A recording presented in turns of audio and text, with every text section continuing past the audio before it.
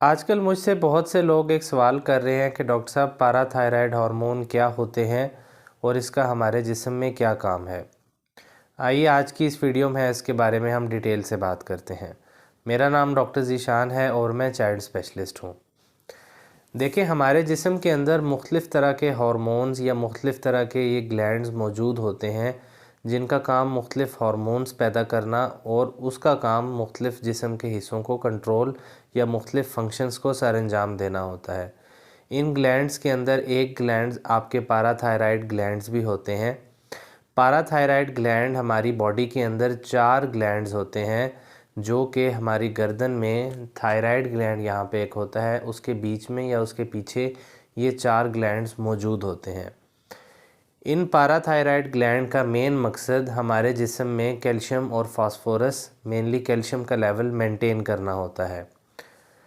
اب کیلشیم آپ کو پتہ ہے ہمارے جسم میں مینلی بونز کے اندر ہوتا ہے اور اس کے باڈی کے آپ کو بونز کے علاوہ اور بھی کچھ فنکشنز ہوتے ہیں جو کہ یہ انجام دیتا ہے۔ اب جو پاراتھائرائڈ ہارمون ہوتے ہیں اس کے اندر سے ایک ہارمون ریلیز ہوتی ہے جس کو ہم پی ٹی ایچ یا پاراتھائرائڈ ہارمون کہتے ہیں۔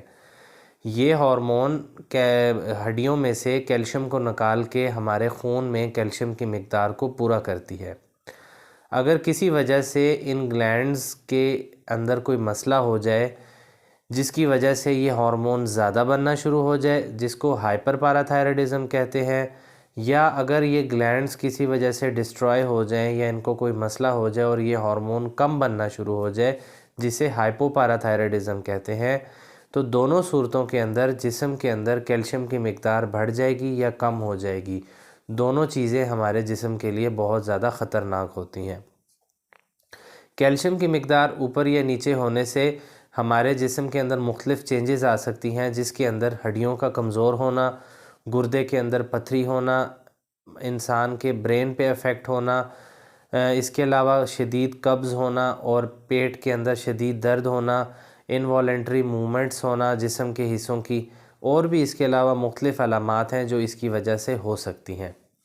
اب اس کا علاج کیسے ممکن ہے؟ اس کے علاج کے لیے دوائی کے ذریعے بھی اس کا علاج کیا جاتا ہے اگر تو یہ پاراتھائرائڈ ہارمون کا لیول زیادہ ہو گیا ہے، اور دوسرا اس کی سرجریز بھی کی جاتی ہیں۔